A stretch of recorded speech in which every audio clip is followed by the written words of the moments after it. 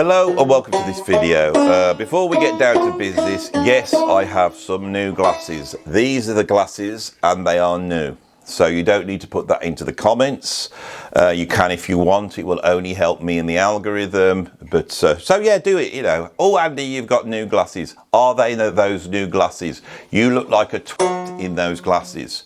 Right, any of those things you can put in now. If you do the one with the word twat in, and I shouldn't have used that word so early on in this video, you know, because I have to save some of the bad words for later on, you know. But if you do put it in, YouTube will come along and probably not let that be seen. I'll be able to see it, mind you, if I bother to go to that part of YouTube where all the insults lie, but you won't see it, and then you will think that I've deleted it. And then you will think that I am even more of a TWAT, and then you'll probably pour scorn on me more, and that won't be fair. But some of the scorn that might be fair is the scorn I've received for the sort of perceived double standard, I think, of having to go at what we could call Americana, right? Now, recently I did a video on Neil Young's Harvest. And I struck gold. I really did. You know, I didn't realise it, you know, because us YouTubers, we sit there, you know, working at the hard coal face of, is it the coal face? You know, we're down the mine of YouTube, mining away for clickbait gold. Well, I am at least. And the Neil Young one actually came from a genuine want to sit down and listen to Harvest. I've always wanted to sit down and have a good listen to it. I've had a cursory listen to it and thought, well, I actually quite like that one. So I really should have a deep dive, because if I'm going to go around on my channel saying I hate Neil Young, I should at least, you know, deal with the question of the album I like by him.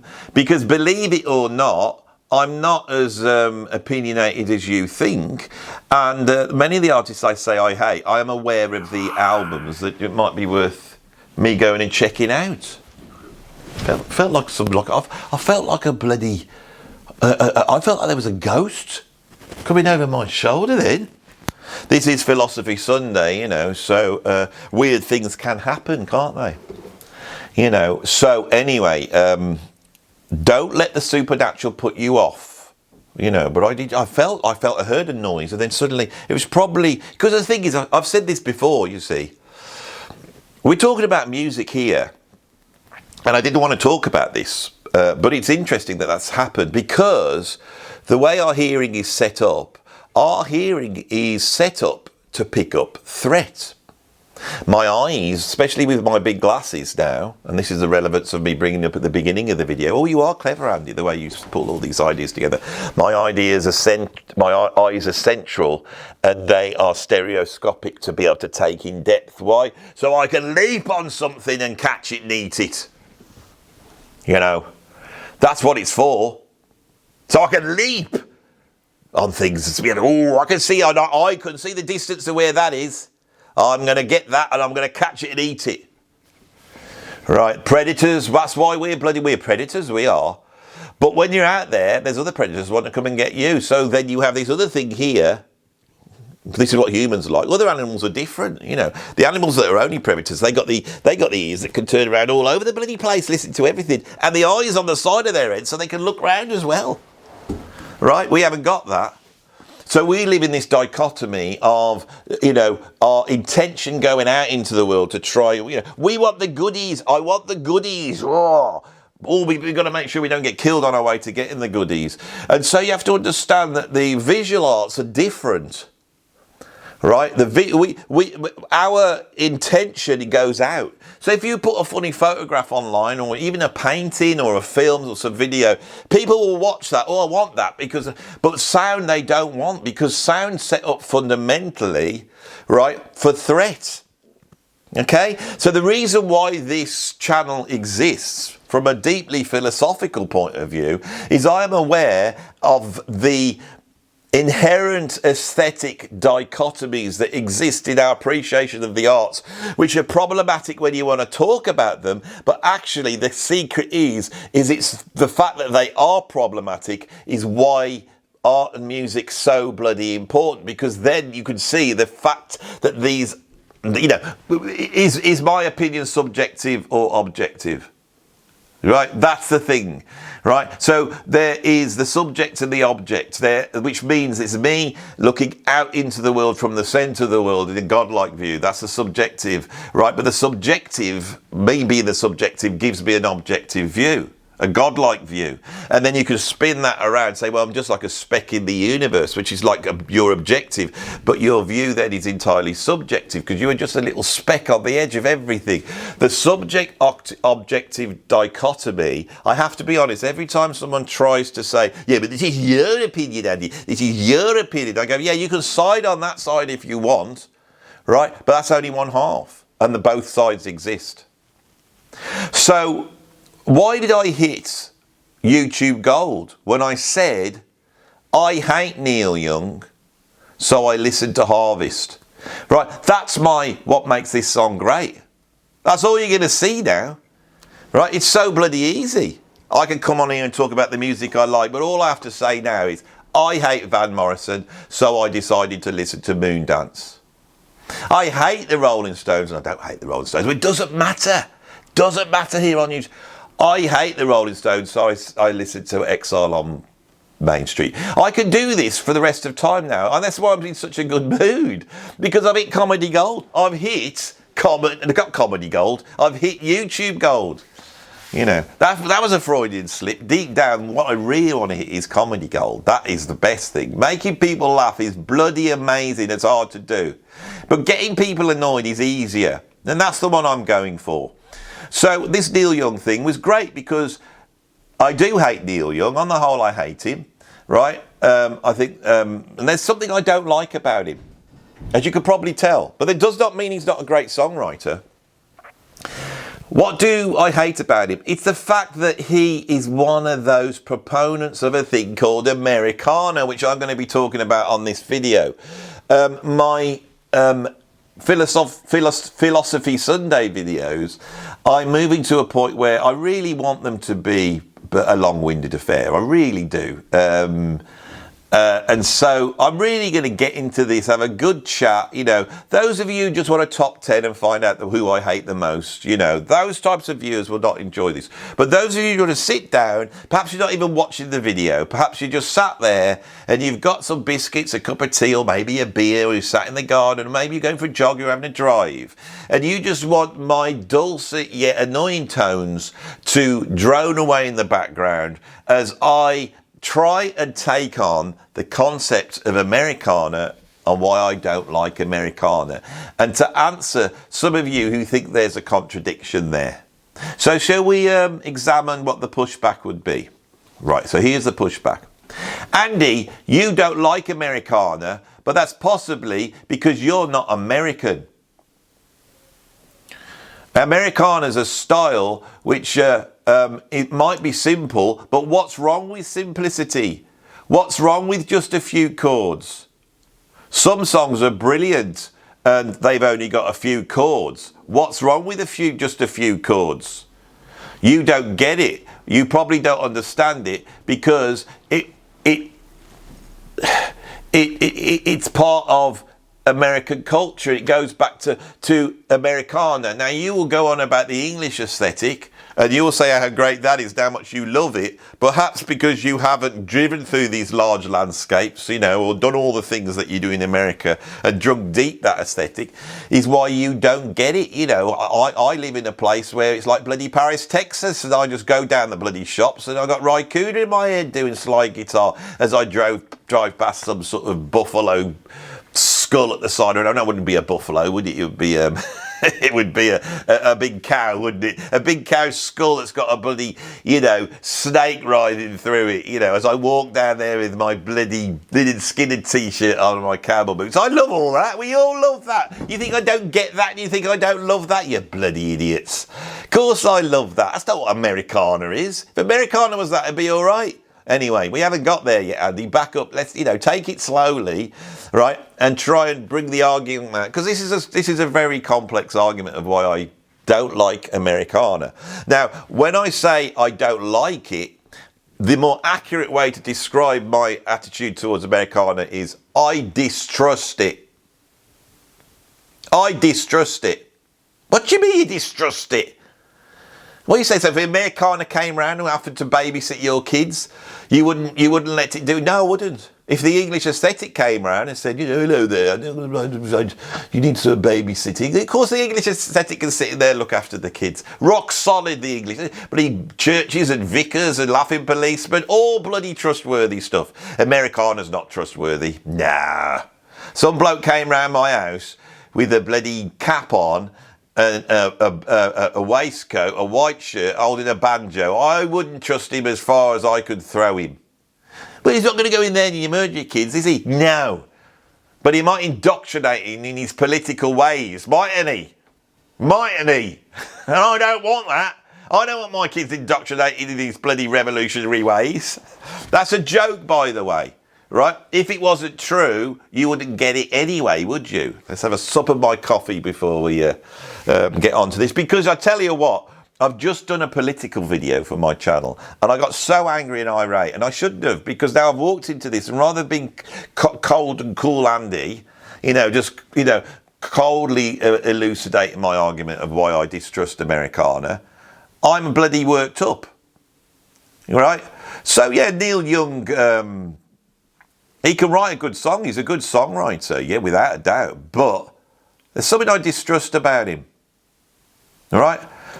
Why? Because when someone plays Americana, when they play the Americana card, right, they are dealing in certain virtues, right? All of these aesthetics that we describe have virtues to them.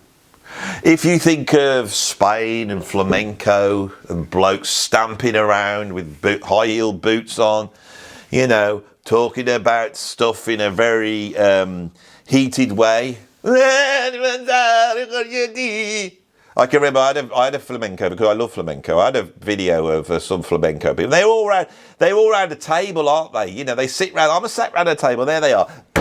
A bit of my thing has just collapsed, my reflector. So you're going to have to deal with me not having that golden glow anymore. But, and I can remember watching this video, and they got subtitles, and the bloke was moaning about something, as you'd expect. He was moaning at the back, and at one point, I don't know what he was moaning about, but at one point he said, "Stop throwing kittens at my head." Right? Flamenco has got some incredible virtues about it, right? And Spanish culture as a whole. But there's a touch of the El Loco in there, and I like that very much. Of course, the English aesthetic is all about our sort of... hang on. Come on, you got to get your props going. Get your props. The English aesthetic is a lot more about, the idea of the English gentleman who never gets too riled up, never gets too emotional, takes everything in their stride, doesn't really have opinion about anything, is the embodiment of liberalism. Puffing on his pipe while he works out ways to beat the Bosch. I don't know. These are what aesthetics are, and they represent stuff to them. To us, to them. Latin America, all this bit.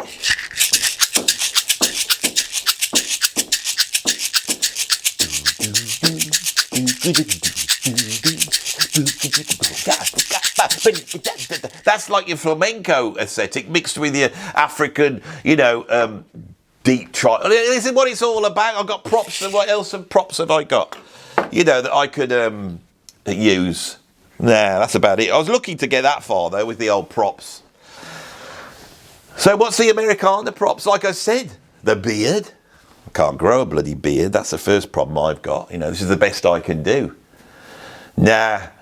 It's like the optimum look for an Americana type would be that bloke who's in the film The Hangover. Zach Galifianakis. That bloke there, the one with the beard.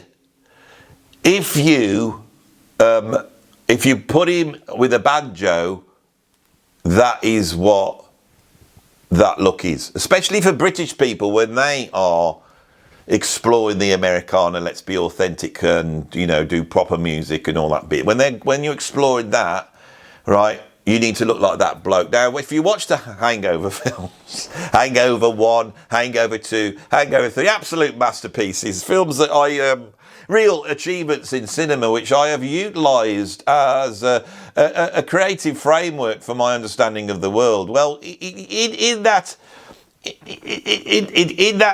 I want to say quartet, but it's really a trio, isn't it? Because the one guy always disappears. But in that trio, that law of three that exists there, right? That trinity of men, right? We have the three types of man. We have the family man, who is always threatened because of his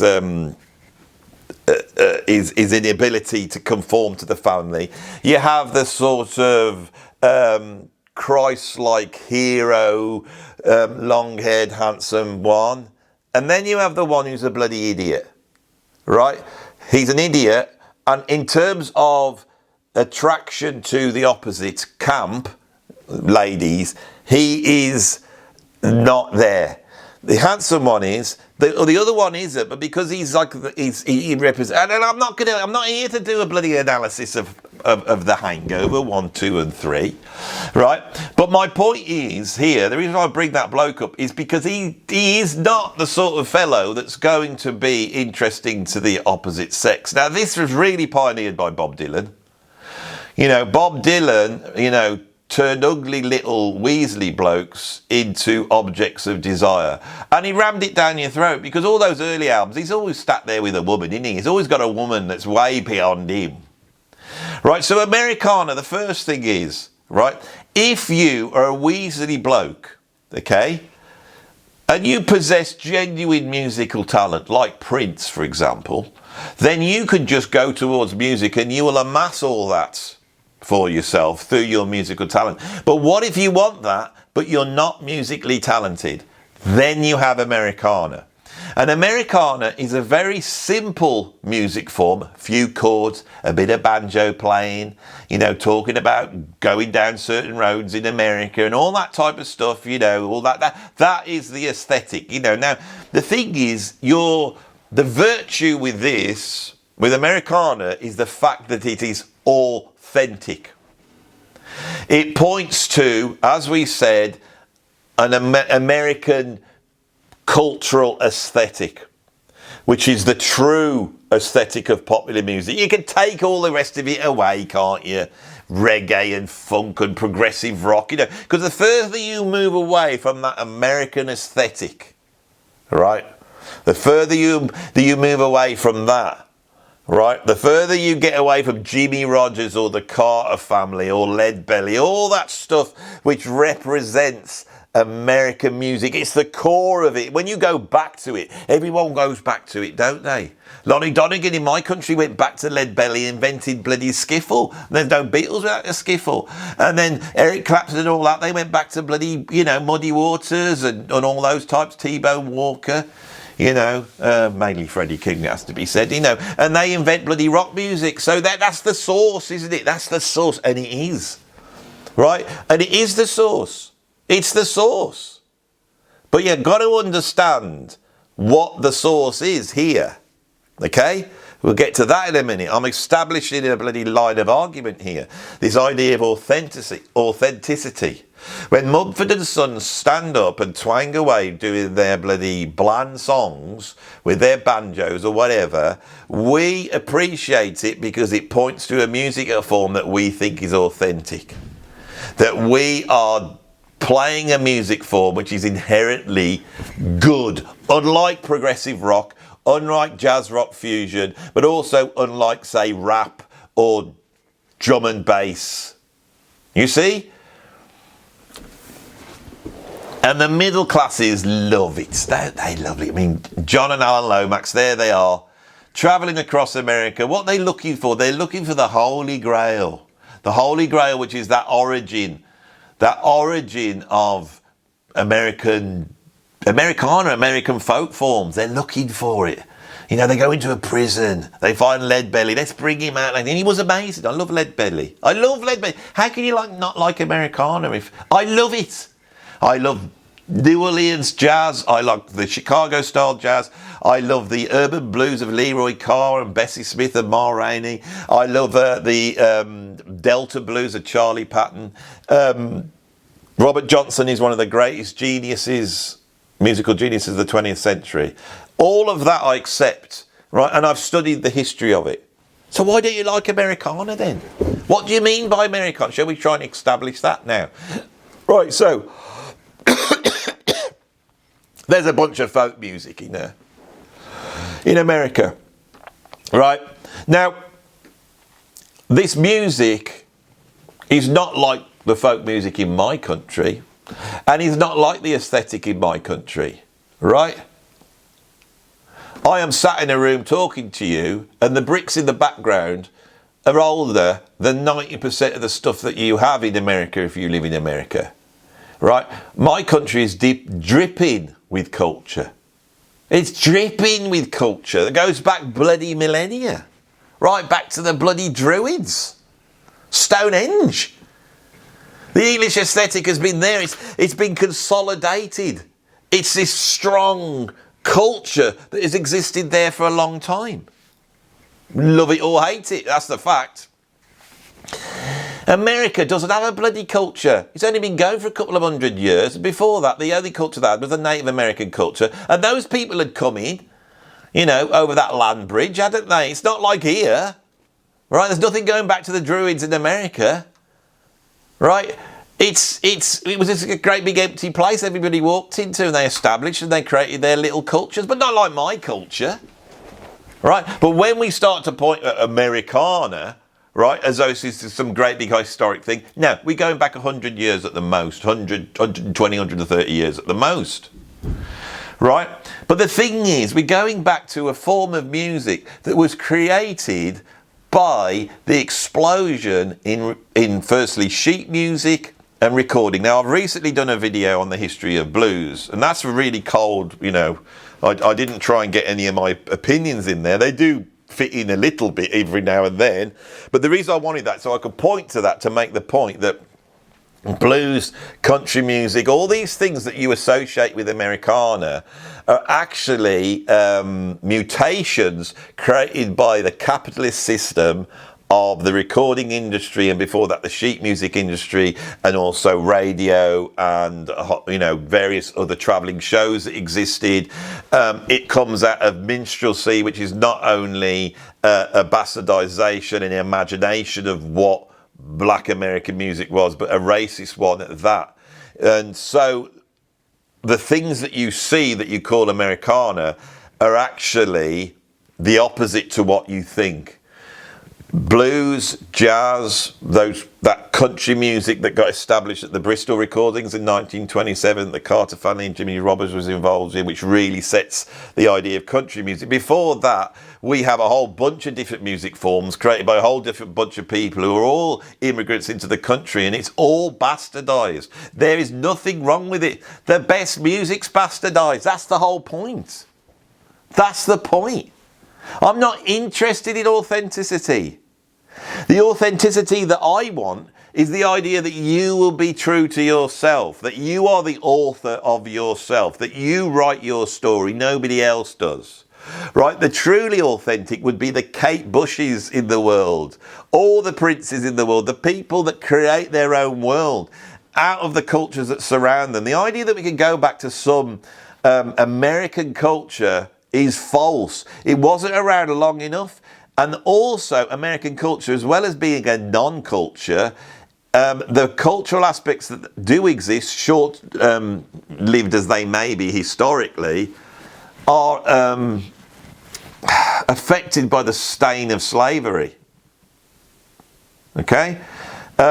In America, I believe that all the music forms that came out of that created the basis of popular music in the 20th century, which is what we celebrate here on this channel, comes out of such a rich, diverse collection of strange, weird and wonderful music forms that are the bastardized versions of the cultures from which the immigrants came, rubbing up against other ones. So this is all swilling around. God knows what sort of weird American folk forms have got lost in the mix. But there's not enough time for them to incubate, so that when technology creates the music business in the 20th century, and America, having no culture, but wanting to inflict their non-culture on everybody else, which is a quote from Frank Zappa, that's not me, by the way, they just went and reached for what they'd got. But in doing that, all of them creates it. They create it. Right? And this simplistic folk music that exists in America, right, which when you trace it back will go back to folk songs about some sailor getting venereal disease that we've been singing in England for probably 300 or 400, 500 years, you know, and that will go back to something else, right? That's where it goes to. But as I said, the middle class elite types seeing some, I think, some virtue in going and finding this holy grail that they believe to be there. I don't believe it was there. I believe they found it because when they looked at it, it was provided to them by black American musicians who were clever enough and wily enough to go, the white man wants this, give it them. I can remember being as a youngster. Now this is just a comic aside really. I don't want you to base a huge theory on this. But I can remember in the mid 80s when all these hair metal bands are coming out. I remember thinking to myself, well, this music, rock and roll, comes from all these black American music forms. Now I've changed my opinion a little bit there, but back then I thought that, and I thought, is it not the case that black people all the way through, right, all the way through, there's a history of them going, oh, white man, is that what you want? Well, there we go, you can have it. Delta blues musician, there you go.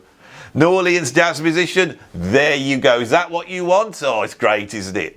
You know, rhythm and blues, rock and roll, there you go.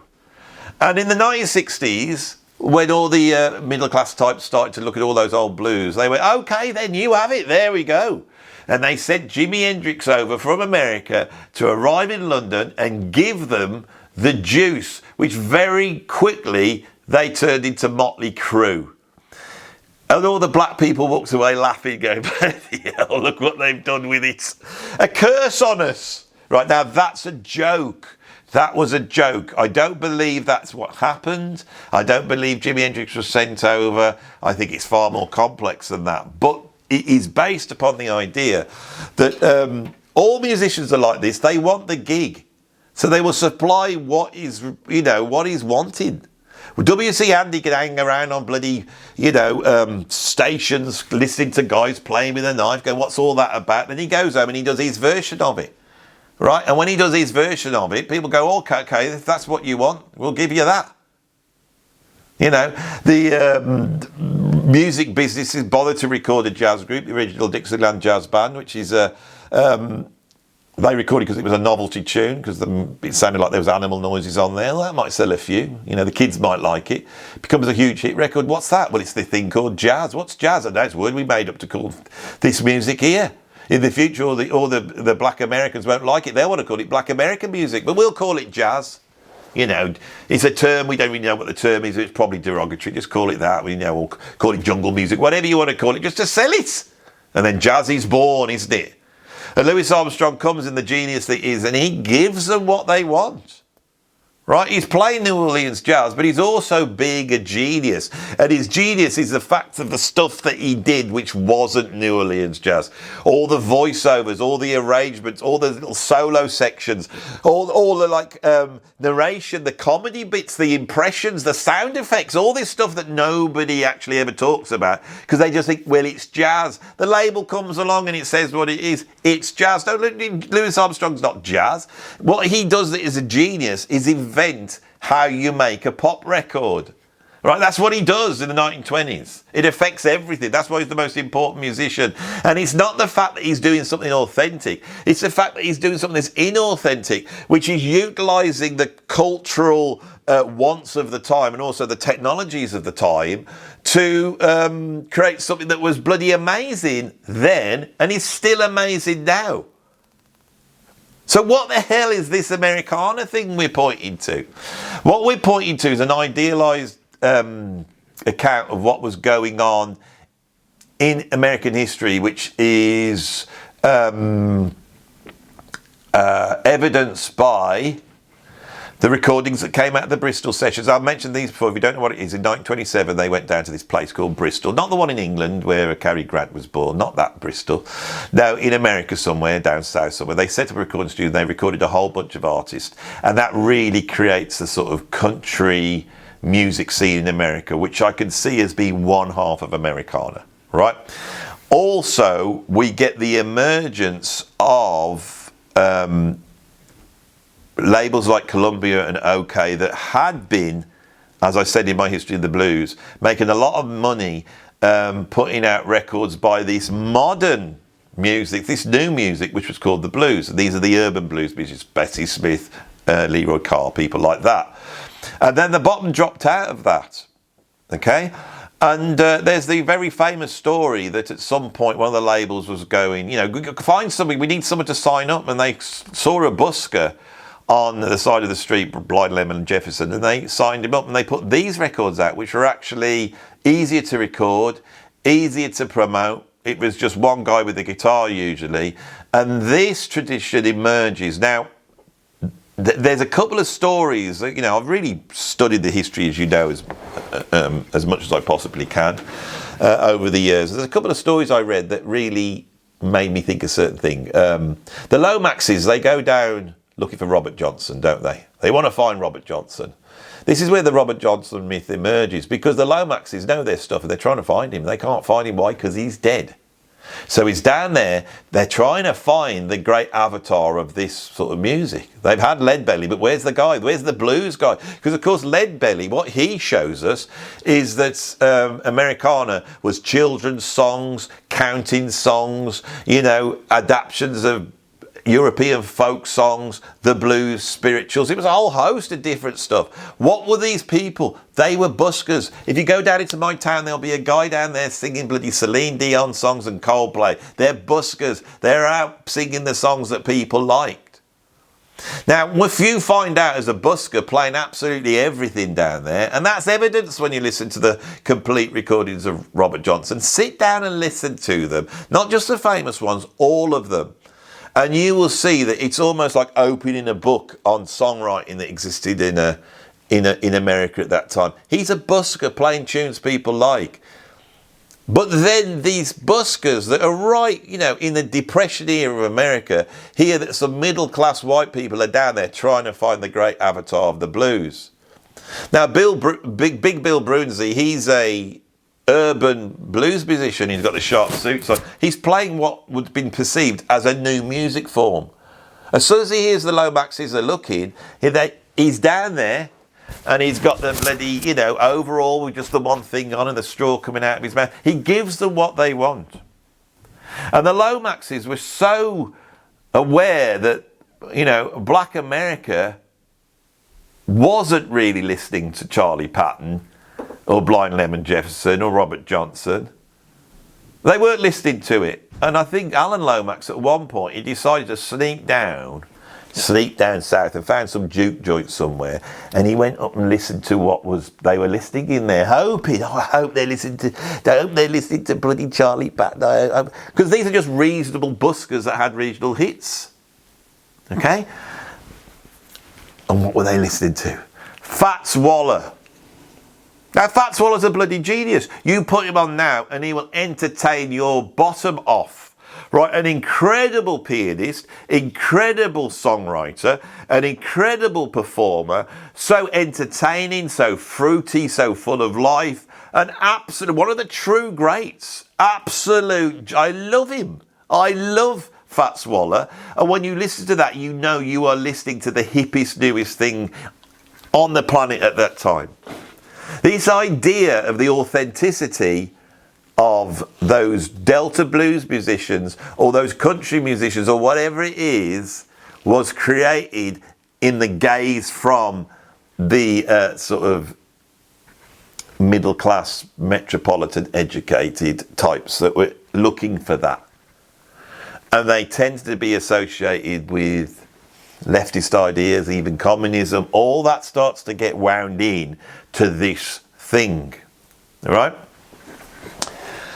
So, 1930s and 40s, one of these people emerges, Woody Guthrie. Now, Woody Guthrie, in terms of American history of music and the culture, he's a giant. You know, he truly is a giant.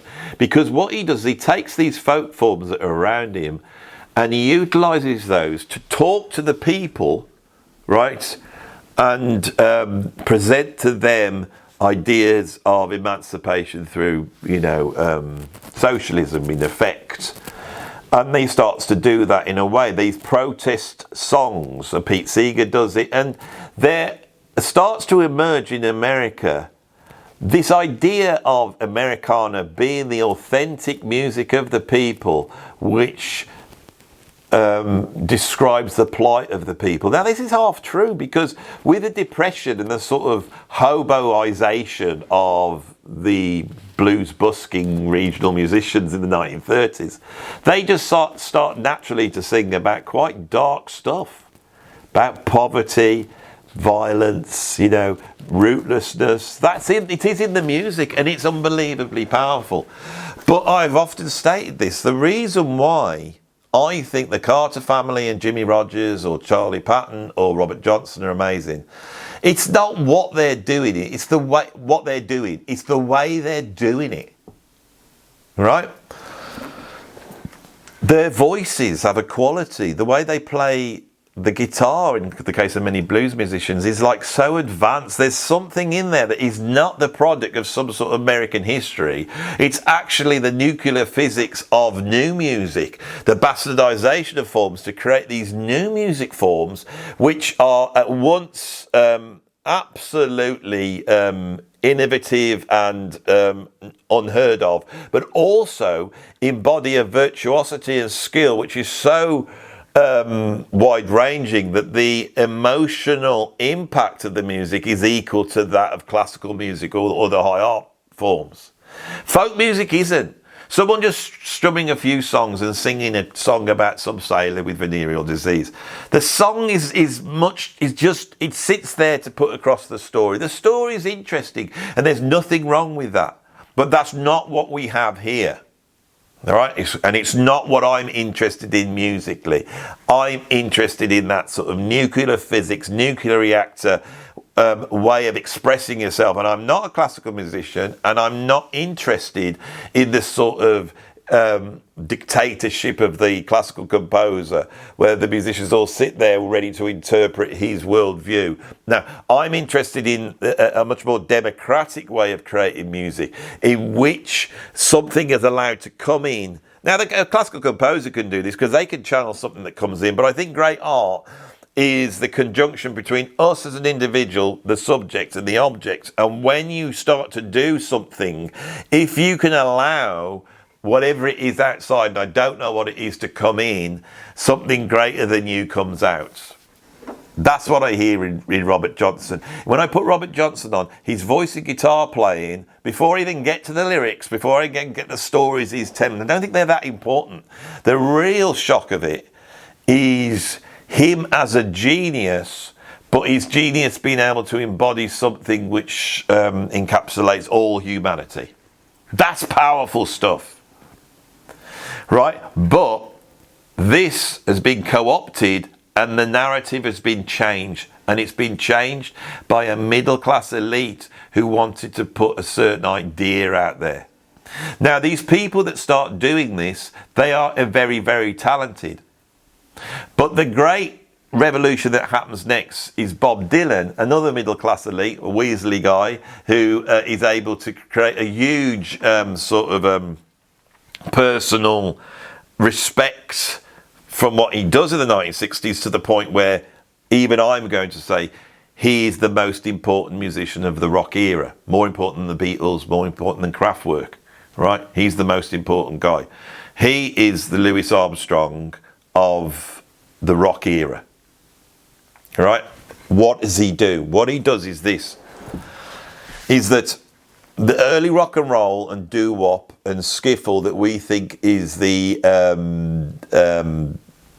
genesis of rock music, it's not. What it is, it's the end result of this music, these music forms crossing over into a wider market because of mass media. That's what rock and roll is. Rock and roll really is the conjunction between rhythm and blues, which is jazz and blues, and country music, and you put it all together and it blows up. But it is only a commercial embodiment of what happened before. The real shift happens around about 61, 62, 63. At that point, there is a huge cultural shift, and Bob Dylan's the one who supplies the way that shift's going to happen in terms of rock music, and that is aided by his producer Tom Wilson, a black musician who'd produced John Coltrane and Cecil Taylor and understood this conjunction that I'm speaking about and how those two things tie together. This is what's really powerful with Bob Dylan, is that Bob Dylan takes that idea of what Woody Guthrie had done with American folk forms, right? But he sees that he cannot talk about politics in that way, but he can provide a voice for a new generation of kids who didn't want to follow the same route as their parents, that looked back on those mistakes, saw the prejudices, saw all the stuff that existed there, and that shift happened. And Dylan provided the voice by utilising what Woody Guthrie had done. But what he was saying was different because it was so much more, there was such bigger, wider appeal. And that's not the first thing he does. He does it in stages. His first album is a collection of these folk songs. He presents them to that audience, that new coffee house, middle class, educated audience that is there, you know, lapping up Pete Seeger and all this type of stuff. Then he starts to write his own songs. Woody Guthrie had done the same thing, but then he goes electric. Tom Wilson aids him doing that, and he enters the nexus of instrumental stuff that's going on. So by the time you get to 64, 65, and he records Like a Rolling Stone, we have something that is totally of the future. It's got nothing to do with authenticity. It's got no, its genius is not in what it points to in the past. That is the point. From there, we have Zappa, we have Jimi Hendrix, we have Miles Davis, Bitchy Brew, John Coltrane, we have Cream, we have the Velvet Underground, you know, we have MC5, we have the Stooges, Patti Smith, bloody Creedence Clearwater Revival. I mention them because I have never mentioned them on the channel, I don't think, up until now. And this explodes, and there's actually a to and froing going on throughout the 60s. The Beatles are huge. The Beatles are huge because they have a very British take on American rhythm and blues, right? They take it back and sell it back to the Americans. They're massive doing it. Dylan meets up with them. I'm going to do that. He goes electric, right? But they see what he's doing with the songwriting, so they go back and they implement that into their music. They record Rubber Soul. All the American bands go, Jesus Christ, the Beatles have done this again. And you get the Byrds, and then you get Buffalo Springfield, and then you get Neil Young. And what you see is what the Beatles unleash in the UK is not something that points to the past and is about authenticity in terms of this movement. It's what happens is that British musicians go, well, this blues thing we're channeling and the expression that's in there that we've got from Robert Johnson, it's amazing, but what about our culture? And as soon as they bring in their culture, our culture, my culture, rock music's born here. Progressive rock, classic rock, you know, Zeppelin, all of that emerges, and it's all the conjunction between those two things.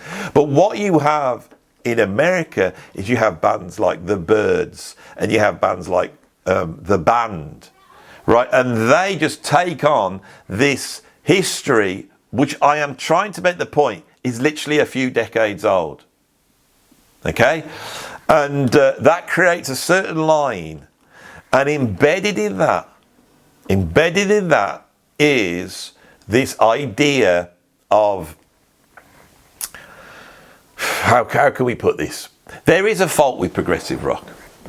Art trained, middle class, white, male expressions of an education system they probably got at private school, which is what progressive rock is, right?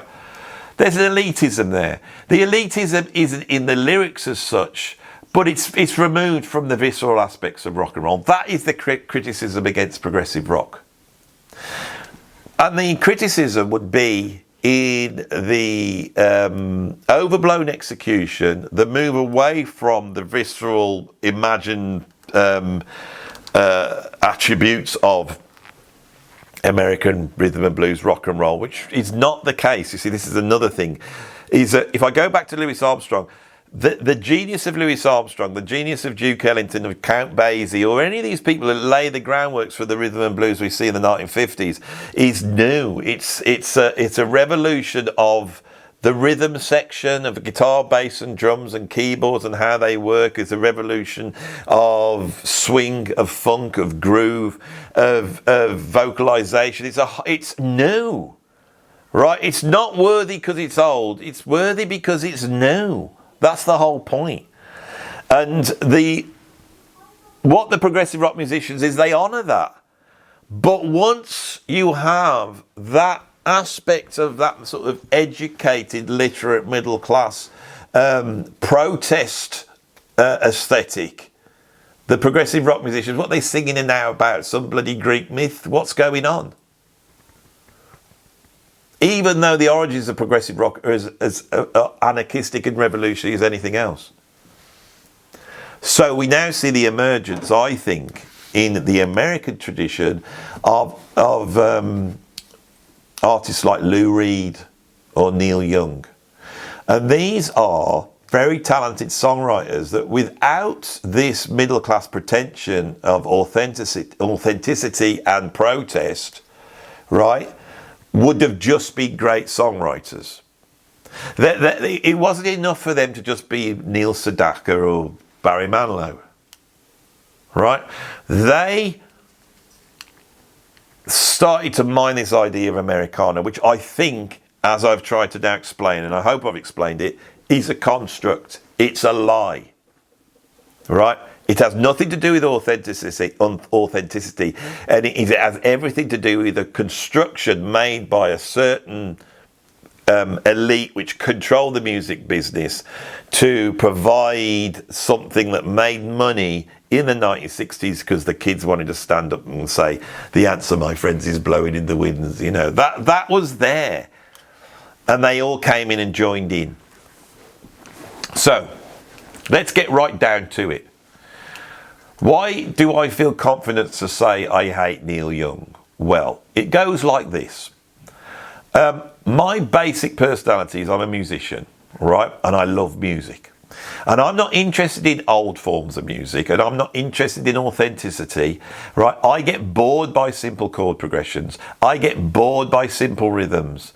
I need some bloody juice. I need to get my ears onto something. And I can't see anything wrong with this. I like to listen to something that I can listen to. Now, James Brown I love. And James Brown's genius in the 1960s is to reduce the pop song down to one chord, maybe even no chords, and no vocal hooks.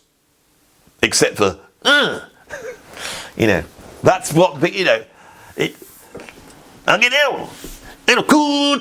that's basically the hooks and one chord, right? Now, in the future, I'm going to do a video on chord progressions for you to try and explain to you, you non-musicians, that I can make a statement like I get bored by simple chord changes, but it does not mean I don't like songs with simple chord changes, right?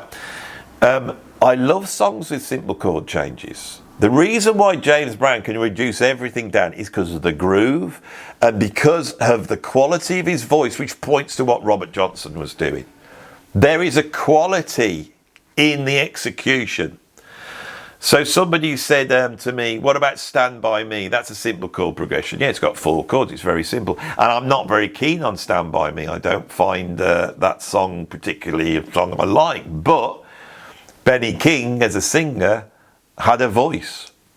And people don't understand this. If you have a simple song, right, with simple chord progression, the lyrics become important, but also the voice becomes important. That's the history of popular music. Now, has Neil Young got one of those voices? Well, for some maybe, for me no. He's got a wheezy little voice, right?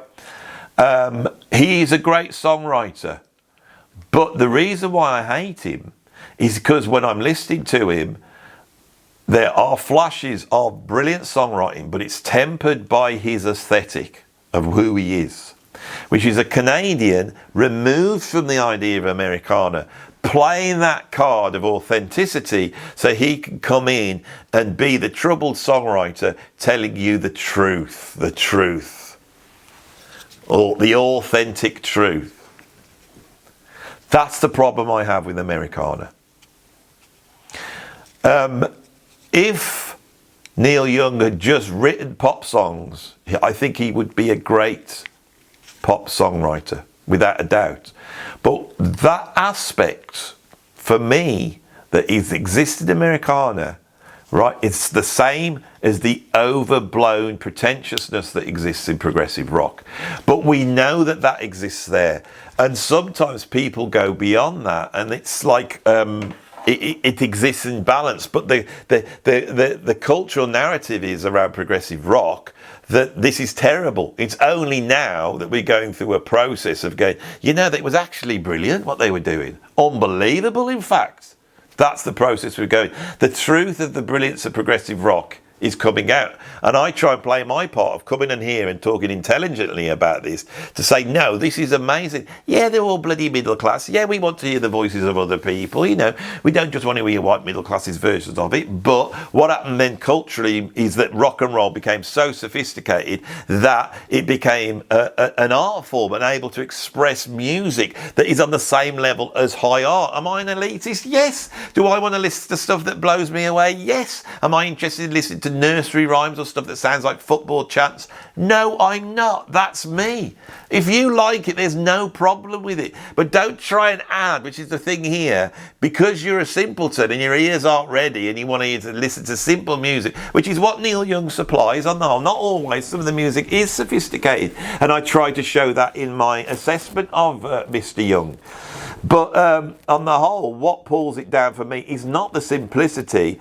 It's the pretentiousness, a pretentiousness that has been bought into by the cultural narrative. And so here I am trying to rebalance the thing here and go, you know, your Patti Smiths and your Lou Reeds and your Neil Youngs and your Joy Divisions and your Smiths and the Cure and all these things that the Fall Marquis Smith, whatever it is, and some of the music there is great. But it's not as great as everybody makes out. The Emperor's New Clothes abounds, and no more does it abound than in the term Americana, which has become, for some bizarre reason, a byword for authenticity, greatness, the truth, being politically on the right side, blah, blah, blah. When in reality, it's just another, you know, elite group that control the music business trying to push their narrative on you through the music, but also through the music press that they own, which is now falling apart because there's blokes like me who are actual trained musicians and have studied it, unlike those people who used to write for the NME or bloody Rolling Stone magazine, and are putting our different opinion to the world. And so, you know, there is traction here because I can come on and go, look at the Rolling Stones 100 greatest albums. Where the hell's Dark Side of the Moon? No, it's Marvin Gaye, isn't it? They put Marvin Gaye at number 1. Dylan comes in at number 9 with Blood on the Tracks, which in the end is just an album of Dylan songs, which is more accessible and more easy listening for the average listener, more catchier, right? It's not bloody A Love Supreme. Let's be straight. Dylan's a great songwriter. He did stuff in the early 60s that created rock and roll. Once that was done, it was done. And he has just played the game of being elusive ever since then. Being elusive, because he knows this is the case. He knows it. He knows the limits of it. I know he does. He is a genius.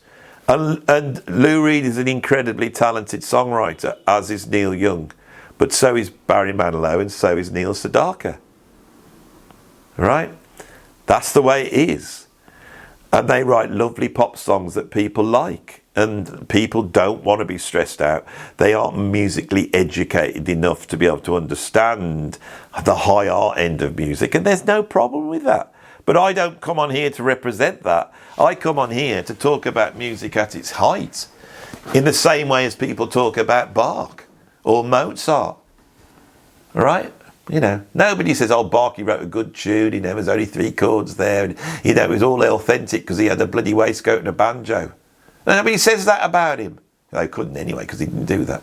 Because he had an organ and a quill. You know, that's not what makes Bach great. What makes Bach great is the genius of his compositions, that you may well have to be educated just to get to the point, right? And what does musically educated mean? Well, that's another video, isn't it? You have to just accept that if I was to try and explain that at this point in the video, it would be hard. But there are people who are more musically educated than others. There are people that can hear more, that can appreciate more, that they can intellectually take what's going on and form it into a bigger structure that says more about the world. Complexity, elitism, all these things are as good as simplicity. And I'm not arguing against simplicity. Steve Reich is another genius on the same level as Bob Dylan. But you have to be educated. The arts are about elitism, I'm afraid. Americana, right, if I listen to it with my musical ears, there's not much there for me to listen to. And I could just be a prejudiced old man who goes, oh, I don't get it. I like to hear something that I can really get my ears into. And I don't get the lyrics. And I do get the lyrics, right? Because I also was trained as an artist. The conceptual aspects of art and how that relates to the analysis of form of content, to the way you could take an art form and critique it. I've got a critique here against Americana. It's not because I'm a musician I don't get it. It's because what it is saying, what the statement it makes aesthetically, right? Once you abandon this postmodernist idea that the beauty is in the eye of the beholder, you can say whatever you want, right? Which you could see in the pushback against me. When it's you that don't like it. Yeah, I don't like it because when I analyse it from a sort of an artistic aesthetic point of view, I find it wanting. It's not authentic. It is not sophisticated musically, and lyrically, not always, but often it's pushing the agenda of the educated elites, which gained control of the industry very quickly and pushed on us this idea that it was wild in the 60s. What Dylan's saying is truly revolutionary, but that falls apart because the aesthetics of revolution were wonderful. What they're actually saying did not stand up. And so you get in the 1970s this idea of critiquing America itself in a way. Steely Dan do the same thing, and that's what elevates them up for not just being a middle-of-the-road sort of Muzak, jazz Fuzak sort of cross with a bit of the Doobie Brothers type of thing, which is what Steely Dan really are. But what elevates them again is that viewpoint. And I distrust that viewpoint. It's not that I don't like it, I distrust it and I am critiquing it. Americana is not what it claims to be. It is inherent in the title. It puts across the idea of quality and worth. And that has been utilised by lesser musicians to make out that they are greater than they really are. Right? And when Neil Young decides to go down that more dirtier, visceral rock and roll and plays guitar solos that aren't very good, right, that's great. And if it was just that, I could probably appreciate that from an intellectual point of view. But no, what I think he's trying to imbue what he does, which is simple songwriting for normal people to appreciate a nice song. He's trying to imbue it with some sort of pretentiousness that is equal to the pretentiousness of prog, but has not been adequately critiqued by the establishment media, which is what I'm trying to do now. So that is what I hate about Neil Young. And he drips with it. What he does, he drips with it. Lou Reed drip with it. Okay? And I'm critiquing that. And it's really hard to put it in to words. One way to do it is to go, I hate Neil Young. The views are there because, and this is happening with the internet, when I come out and say I hate Neil Young, all those normal people that have had to take it, had to read every bloody 5-star review of Neil Young, every bloody top 10 he goes into, everybody saying how great they are. There's a whole bunch of people that see through that. And if they're going to have a big dose of Americana, they would rather side with Lynyrd Skynyrd. The true expression of that, the sort of dirt, we are the real deal. We really are bloody cowboy boots and, cow skulls with rattlesnakes going through it. And how dare Neil Young have a go about us? Which is what they do on Sweet Home Alabama. What would you rather have, Southern Man or Sweet Home Alabama? Right? And I love Sweet Home Alabama. Why? Because they know how to bloody rock. It's the way they do it. It's the way Lynyrd Skynyrd do it. You can't get away from it. That's the whole point. And Neil Young does not have that. Doesn't have it. And so into that vacuum comes Billy Bullshit, I'm afraid. So that is why my take on Americana is not because I'm lyric blind. It's not because I can't appreciate simple music. It's not because of any of those sorts of prejudice. I have analysed this and I've come to my own opinion. It's only my opinion. You don't have to worry about it. You don't have to get worked up about it. There's other YouTubers that will tell you that Neil Young's great, right? Even I told you that he was great. And I hope that me being the person who is willing to say, I hate Neil Young. I listened to this album. This is my true opinion about it. That those who are interested in some sort of elitist jazz rock fusion prog musician that thinks that the worth is contained in how great the music is, right? And the wonder that you do get from highly skilled musicians with great ears able to express something which is beautiful like Bach did. The fact that I still value that, it might be interesting for me to spot where it exists on the Neil Young album and to point that out. And that might be useful. So, yeah, I'm chuffed because the next few months, twice a week, I'm going to be able to go do, just for the price of listening to a record. And I love listening to music even when I don't like it. So any suggestions of people I hate or you think I hate and albums that you think I should do a deep dive in? I like this. This is positive. I'm going to sneeze now. I think that's the end of the video.